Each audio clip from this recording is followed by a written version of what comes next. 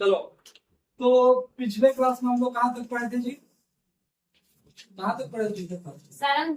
तो सारंग धर्म हम लोग पढ़े थे। आदिकाल में हम लोग सारंग धर्म तक पढ़ लिए थे। अब इसके आगे हमें अब्दुल रहमान के बारे में पढ़ना था। ठीक है, तो एक बार पीछे क्लास को क्या कर लेते हैं, रिवाइज कर लेते हैं कि क्या पढ़े थे। उसके बाद हम लोग अब्दुल रहमान के बारे में पढ़ेंगे। ठीक है, तो अगर बात किया जाए कि सारंग धर्म का समय क्या है, ये सारंग धर्म कब लिखा गया था, तो 14वीं शताब्दी में क्या किया गया, सारंग धर्म को लिखा गया। ठीक है, अगर बात किया जाए सारंग धर्म के रचयिता, तो सारंग धर्म के रचयिता कौन है?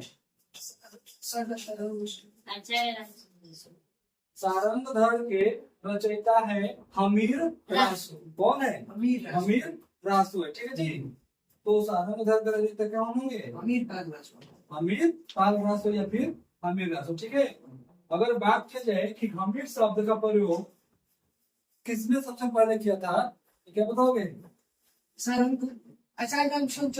आचार्य हजारी प्रसाद द्विवेदी ने हमीर रासू का प्रयोग, हमीर शब्द का प्रयोग सबसे पहले किया। ठीक है, तो यहाँ तक हम लोग हो चुका था। ठीक है जी, और एक और इसमें था कि डॉक्टर बच्चन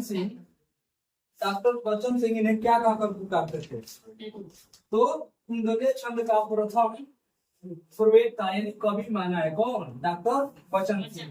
तो यहाँ तक हम लोग पढ़ चुके थे। अगर एक बात कह जाए सारंग धर्म किस महाराजा के दरबारी कवि थे या दरबार में कवि थे, तो किसके थे? हमीर, महाराजा हमीर देव के प्रधान थे या फिर उनके दरबारी कवि थे। ठीक है, अब अगला था हम लोग का अब्दुल रहमान। अगला क्या था? अब्दुल रहमान। अब हेडिंग था अब्दुल रहमान।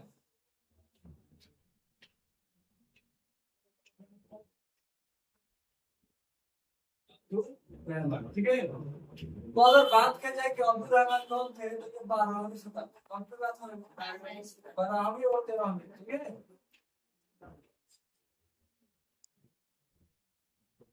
12वीं और 13वीं शताब्दी के टाइम पे अब्दुल रहमान विराजमान थे। ठीक है जी, यहाँ तक हो गया। चलो, पहला इंपॉर्टेंट पॉइंट है जो बार बार क्वेश्चन रिपीटेड क्वेश्चन है, तो ये पूछता है कि हिंदी का अब्दुल रहमान को हिंदी का प्रथम कवि किसने माना है? तो देखो, हजारी प्रसाद द्विवेदी जी ने, हजारी प्रसाद द्विवेदी जी ने अब्दुल रहमान को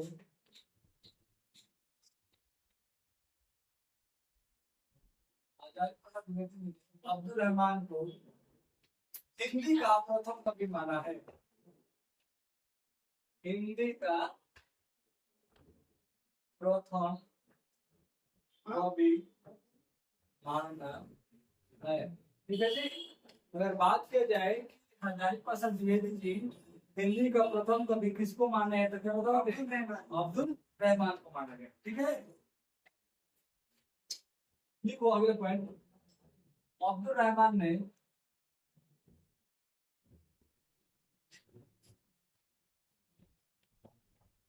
अब्दुल रहमान ने संदेश रासो, अब्दुल रहमान ने संदेश रासो नामक ग्रंथ रचना की है। देखो, क्वेश्चन बहुत बार पूछा है कि संदेश रासो के रचनाकार कौन है, या संदेश रासो को लिखने वाले कौन है, या फिर संदेश रासो के रचयिता कौन है, क्या बताओगे? अब्दुल रहमान। ठीक है, या फिर ऐसे भी क्वेश्चन आ सकता है कि अब्दुल रहमान के ग्रंथ का नाम बताइए, तो उसमें 4 ऑप्शन में रहेगा, एक संदेश रासक भी रहेगा। ठीक है, तो ये हो गया। लिखो इसमें अगले पॉइंट, इसमें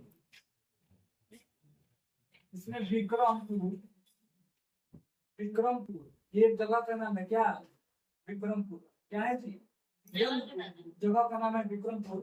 इसको विक्रमपुर की एक वियोगिनी। मतलब वियोगिनी किसे कहेंगे? जो किसी के दुख में रोता है। तो होता है तो वियोगी बोलेंगे। लड़की। हाँ तो लड़की बोलो, रोती है बोलो, रोती है वही वियोगिनी। वियोगिनी। तो देखो वियोगिनी किसे कहेंगे? जब कोई लड़की, मान के चलो किसके साथ हुआ है या जैसे भी, तो अगर किसी की याद में या दुख में रो रही है तो उसे क्या बोलेंगे? वियोगी बोलेंगे। ठीक है, दुखी आत्मा मत कह दिया लो। आज के डेट में मत बोलो भाई दुखी आत्मा है। क्या है? दुखी आत्मा है। यानी किसी की याद में कोई अगर रो रहा है, दुख है, बोलता है दुखी आत्मा है। लेकिन अगर हिंदी की बात किया जाए तो क्या बोलेंगे उसको? वियोगी नहीं बोला जाएगा। ठीक है, वियोगिनी की कथा है। नहीं वर्णित है, वियोगिनी की कथा वर्णित है। मतलब कि एक दुखियारी की कथा इसमें लिखा गया है। ठीक है जी, किसमें? संदेश प्रासंग। ठीक है, मान लो एक औरत है, उसका पति उससे दूर चला जाता है, उसकी याद में क्या कर रही है? वो रो रही है या दुखी है। उसी कथा को इसमें लिखा गया है। किसमें? संदेश प्रासंग। ठीक है, समझ में आ रहा है?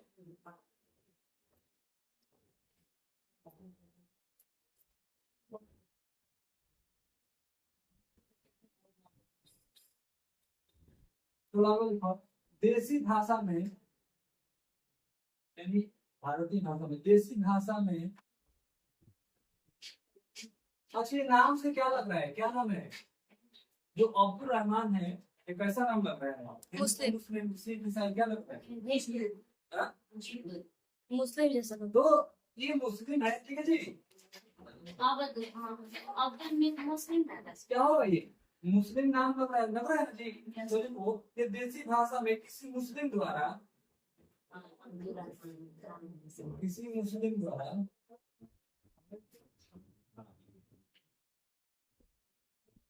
होगा जी लिखित यह प्रथम ग्रंथ है।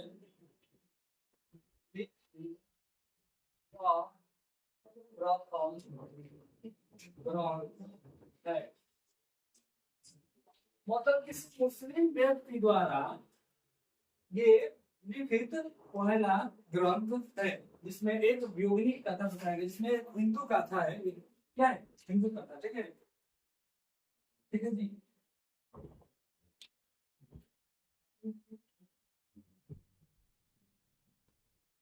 देखो ये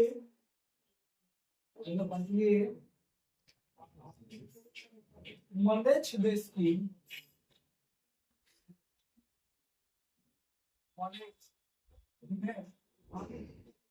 मलेच्छ देश की मीर सेन और सन, मलेच्छ देश के मीर सेन और छान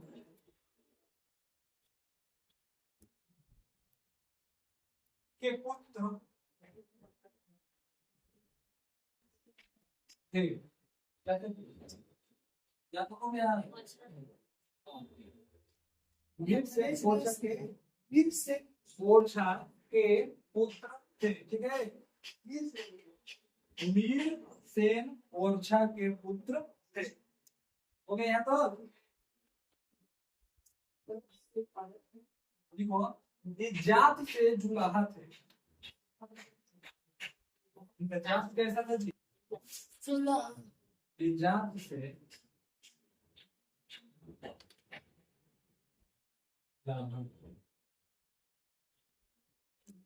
ठीक है, जात से जुलाहा थे। ठीक है जी, इसमें शॉर्ट लिखो। शॉर्ट लिख तो समझ में आता है जी क्या होता है। हाँ नहीं, तो जो ठंडियों का शुरुआत होता है ना, उसी का वर्णन किया गया है। ठीक है, उसी टाइम पे इनके जो हस्बैंड है, यानी पति, एक औरत है इसमें, जो कहानी में उनके पति उनको छोड़कर चले जाते हैं। तो इसी की कहानी को लिखे है, जिसका नाम है संदेश राशि। तो इसमें वो यानी दुखी करके रखी है अपने घर में, तो उसी की व्यथा को इन्होंने इस कथा में लिखा है, संदेश राशि ग्रंथ। ठीक है, तो एमए में जब जाओगे फर्स्ट या सेकंड सेमेस्टर अगर हिंदी से पढ़ोगे तो ये कहानी मिलेगा अब्दुल रहमान का संदेश रास्ता। ठीक है जी, फर्स्ट सेमेस्टर में मिलेगा। और पहला सेमेस्टर जब हिंदी से पढ़ोगे तो ये कहानी दिया हुआ है एमए का सिलेबस। अब देखो, जो रचना 3 खंडों में वर्णित है, जो रचना 3 खंड में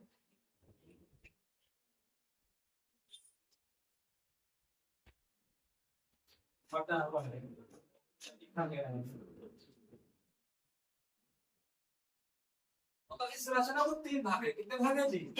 3 भाग। ठीक है जी। जैसे वो आप लोग पढ़े थे विषम दो राशि में 4 वो पार्ट था उसका, एक पार्ट में ये हुआ, दूसरे पार्ट में दूसरे में, चौथा में। तो इसका इसका भी 3 भाग है। 3 भागों में ये कहानी को लिखा गया है। ठीक है जी। इसके अंदर देखो, अगला पॉइंट, इसके अंदर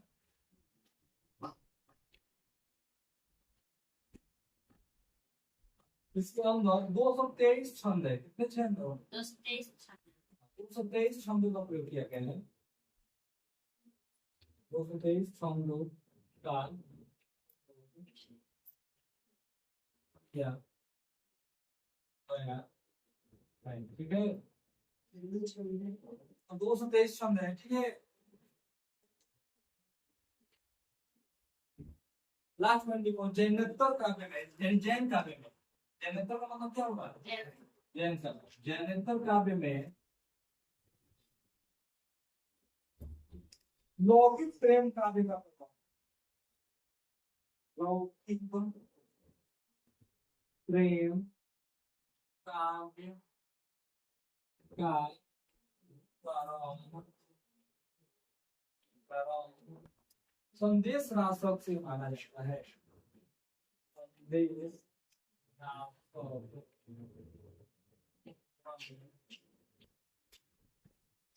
से माना जाता है। और यहाँ तक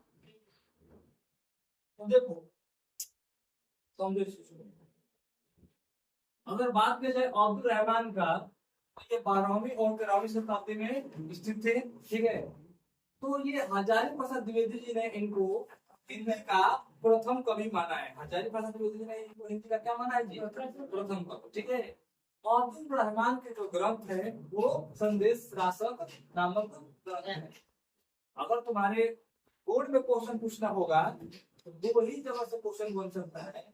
या तो पूछेगा कि संदेश रासक के रचनाकार कौन है, या फिर हजारी प्रसाद द्विवेदी जी ने हिंदी का प्रथम कवि किसे माना।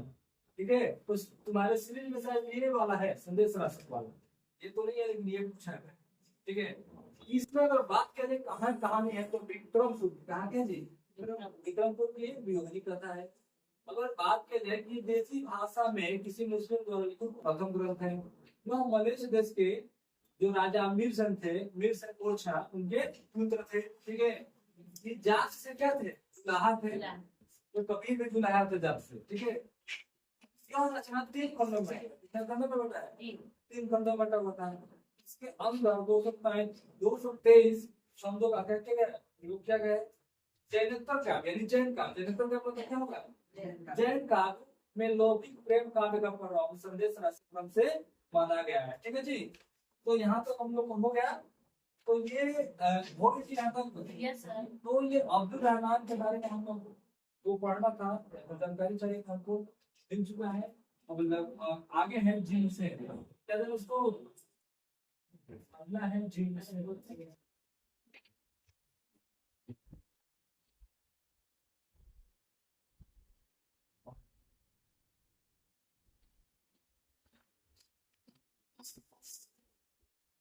अगला भी कुछ जीन से है।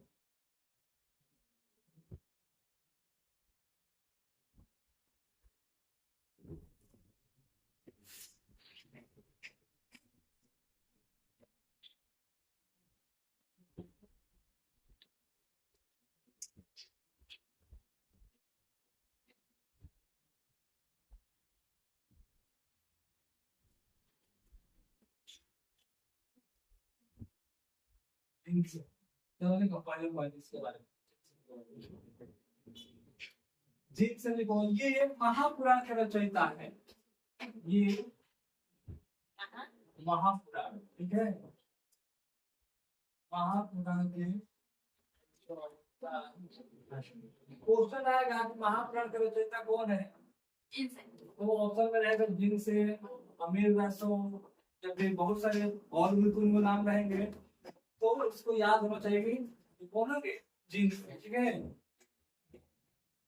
लिखो जिन से, अगला पॉइंट जिन से जैन परंपरा के, जिन से जैन नहीं, दिगंबर, क्या होगा जी? हाँ, अच्छा, जिन से लिखिए, अच्छा, दिगंबर, श्वेतांबर दिगंबर याद है कि नहीं? श्वेतांबर दिगंबर याद है कि नहीं? क्या होता था श्वेतांबर और दिगंबर? श्वेत वस्त्र धारण करने वाले को श्वेतांबर कहते थे, अश्वेत वस्त्र हाँ, दिगंबर वो दिगंबर का है। श्वेत वस्त्र जो सफेद कपड़े पहनते हैं उनको श्वेतांबर कहा जाता था, और जो बिना कपड़े को रखते थे उनको क्या बोलता था? दिगंबर बोला जाता। तो यही बात हो, यही कहेंगे दिगंबर, उसी में का। तो जिन से आचार्य दिगंबर परंपरा के ये प्रमुख, दिगंबर परंपरा के प्रमुख कवि, कैसे हो गया तो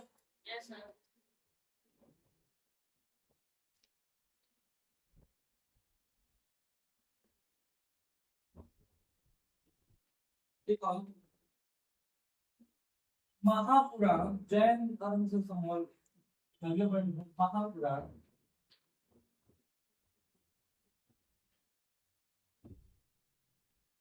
जैन धर्म से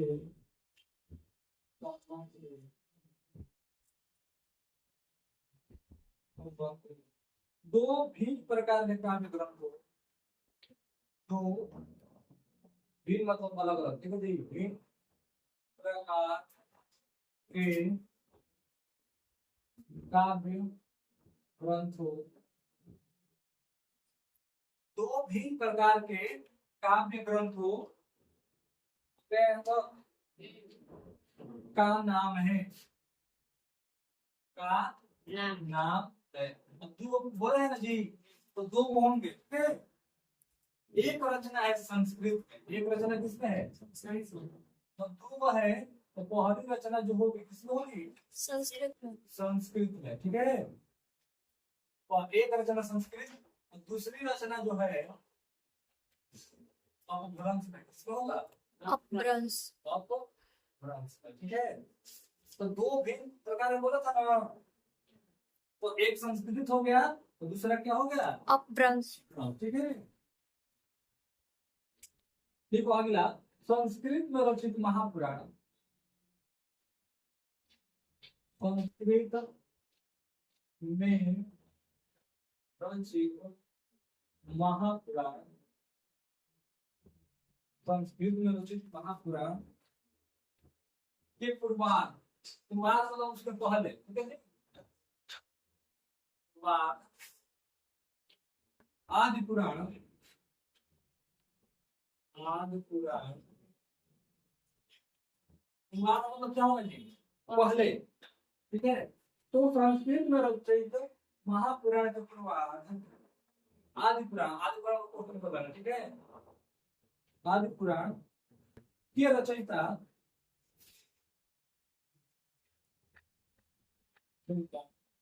आचार्य दिन से, ठीक है, बहुत है चार जेल सेंटर, ठीक है। तो ये पूर्वार्ध हो गया, तो दो 18 और ये तो कभी संस्कृत वाला हुआ, अभी तो ये अपभ्रंश वाला बाकी है। तो संस्कृत वाला पूर्वार्ध में, अपभ्रंश वाला उत्तरार्ध में, यानी उसके बाद में जो होगा तो उत्तरार्ध, पहले होगा तो पूर्वार्ध, पहले होगा तो पूर्वार्ध बोलेंगे, बाद में होगा तो उत्तरार्ध बोलेंगे, ठीक है। तो यहाँ तक क्लियर हो गया कि संस्कृत में रचित महापुराण का पूर्वार्ध, आदि पुराण का रचयिता आचार्य जिनसे थे, ठीक है। अब अगला है, देखो उत्तरार्ध, उत्तरार्ध, इसके बाद उत्तरार्ध,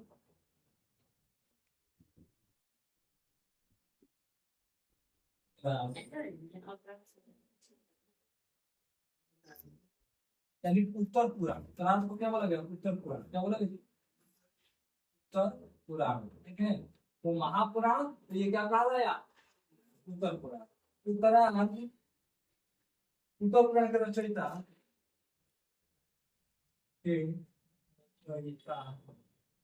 हो गया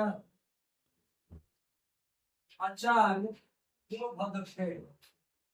आचार्य अब जी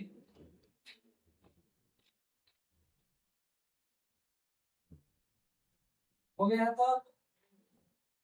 तो अगर बात करें जिनसन के बारे में, तो इन्होंने महापुराण का रचना किया था। किसका रचना किया था? महापुराण। किसका रचना किया था? महापुराण का।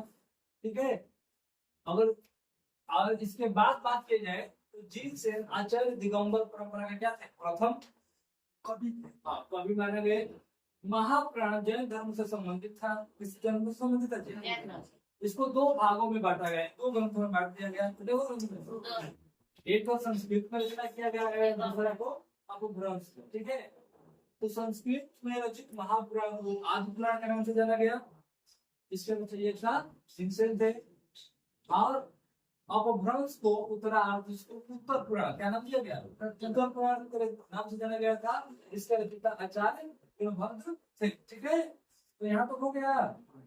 तो एक लास्ट टॉपिक है प्रकृत पेंडुलम। ठीक है, तो इसको आज देख लेते हैं। बता दो इसको। Yes sir. ये थोड़ा बोरिंग लगेगा, लेकिन ये काम का चीज है। इससे बहुत सारा क्वेश्चन आता है, तो उससे भागना नहीं है। आसान तो सब लोग पढ़ता है, कठिन कठिन कोई नहीं पढ़ना चाहता। तो हमें आसान हो या कठिन हो, सब एक साथ लेकर चल रहा है। ठीक है जी। Yes sir. अगला है करो प्रकृत पेंडुलम।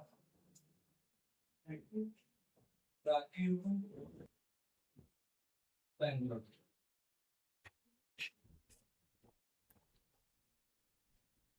ठीक है, लास्ट टॉपिक है, छूट गया था। इसको पिंगल बोलते हैं। क्या बोलते हैं? पिंगल। पिंगल, डिंगल, पिंगल, पिंगल, पिंगल। ठीक है, ठीक है। तो लिखो प्रकृत पेंडुलम 14वीं शताब्दी में था। कौन था जी? 14वीं शताब्दी में। 14वीं शताब्दी। हाँ,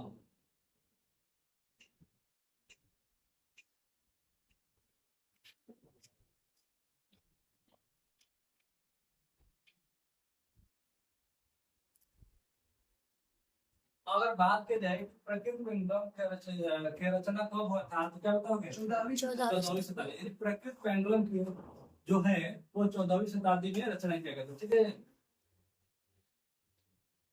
ठीक है जी। अगला देखो, प्रकृत पेंडुलम का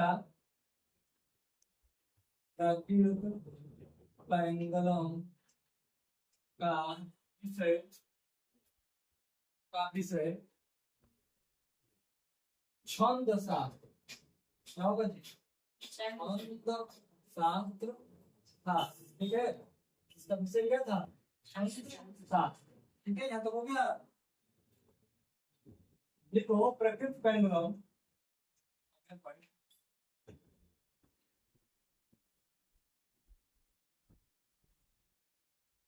प्रकृत पेंडुलम में अपभ्रंश, अपभ्रंश बहुत जैसा नहीं हो रहा है। नाम सुने हो पहले? अपभ्रंश व प्रकृत। हाँ, अगर भाषा कम पड़े तो संस्कृत, पाली, फिर प्रकृत, फिर अपभ्रंश, फिर और फिर हिंदी। याद आ रहा है कुछ? तो वही था। तो लिखो प्रकृत पेंडुलम अपभ्रंश व प्रकृत हिंदी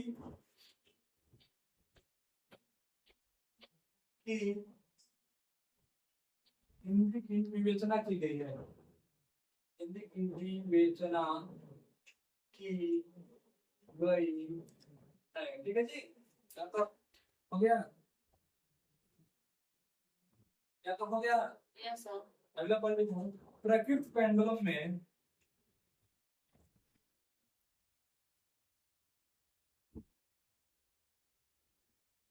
अनेक कवियों, प्रकृत पेंडुलम में अनेक कवियों के छंद प्राप्त होते हैं। अनेक कवियों, अनेक कवियों के छंद प्राप्त होते हैं। देखो कौन कौन से इसमें कवि है, ठीक है। इसमें कवि है विद्याधर, पहला कौन है, विद्याधर, फिर सारंगधर, विद्याधर सारंगधर, फिर जज्जल बब्बर, जज्जल बब्बर, जज्जल है, बब्बर है, हरिब्रह्म है, हरिब्रह्म, हरिब्रह्म, ठीक है, और लक्ष्मीधर, ठीक है, लक्ष्मीधर, ये सब प्राकृतिक पेंडुलम के क्या है, कवि, ठीक है। अगला मोस्ट इंपोर्टेंट है, ठीक है जी, गिटार वाला मैंने इस क्वेश्चन को देखो, प्राकृतिक पेंडुलम के रचनाकार लक्ष्मीधर है, कौन है, और स्टार वाला क्वेश्चन है, इसको बढ़िया से इंपॉर्टेंट ये स्टार बना लेना क्योंकि क्वेश्चन आने वाला है। प्राकृतिक पेंडुलम के रचनाकार कौन है, लक्ष्मीधर। प्राकृतिक पेंडुलम का विषय क्या है, वो छंद शास्त्र। ये सब एक बुक वो जो है, ये इंपॉर्टेंट क्वेश्चन है, बहुत बार क्वेश्चन पूछा जा सकता है, ठीक है जी। लक्ष्मी हाँ देखो, प्राकृतिक पेंडुलम के अगला पॉइंट, ये भी स्टार वाला क्वेश्चन है। प्राकृतिक पेंडुलम के टीका, प्राकृतिक पेंडुलम के टीकाकार, वो सिर पे लगाने वाला टीका की बात नहीं हो रही है। हाँ, टीका अलग से टीकाकार, टीकाकार वंशीधर माने गए हैं। कौन माने गए हैं, वंशीधर माने गए हैं, ठीक है। टीका समझ, टीकाकार मतलब पंडित जी लोग है, ऐसे टीका लगाने वाला, ऐसा कुछ नहीं है। प्राकृतिक पेंडुलम के टीकाकार कौन होंगे, वंशीधर, ठीक है। और ये भी मोस्ट इंपोर्टेंट है, प्राकृतिक पेंडुलम लगातार तीनों,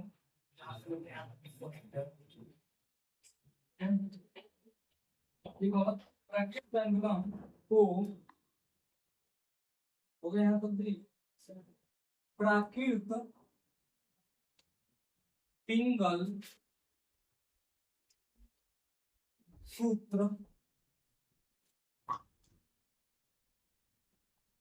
प्राकृत पिंगल सूत्र भी कहा जाता है।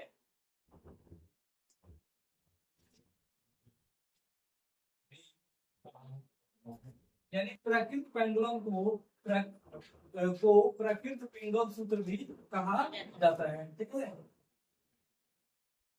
ठीक है जी, Yes, sir. ये तो समझ में आ रहा है।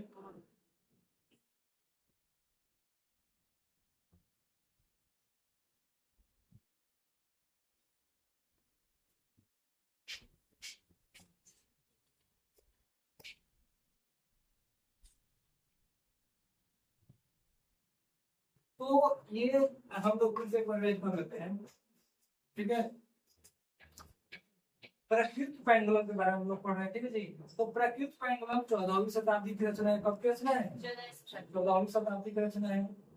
प्राकृत पेंडुलम का विषय क्या है, अर्थशास्त्र है। प्राकृत पेंडुलम में अपभ्रंश व प्राकृत हिंदी की विवेचना की गई है, उसके बारे में बताया गया है। अगला पॉइंट है, प्राकृत पेंडुलम में अनेक कवियों के छंद प्राप्त हुए। उसमें कौन कौन से कवि शामिल है, सारंगधर, जज्जल, बब्बर, हरिब्रह्म, लक्ष्मीधर, ठीक है। फिर अगला पॉइंट था जो प्राकृत पेंडुलम के रचनाकार कौन है, तो लक्ष्मीधर। कौन है, लक्ष्मीधर है। रचनाकार नहीं होगा जी, कार्य संकलन करता, संकलन करता,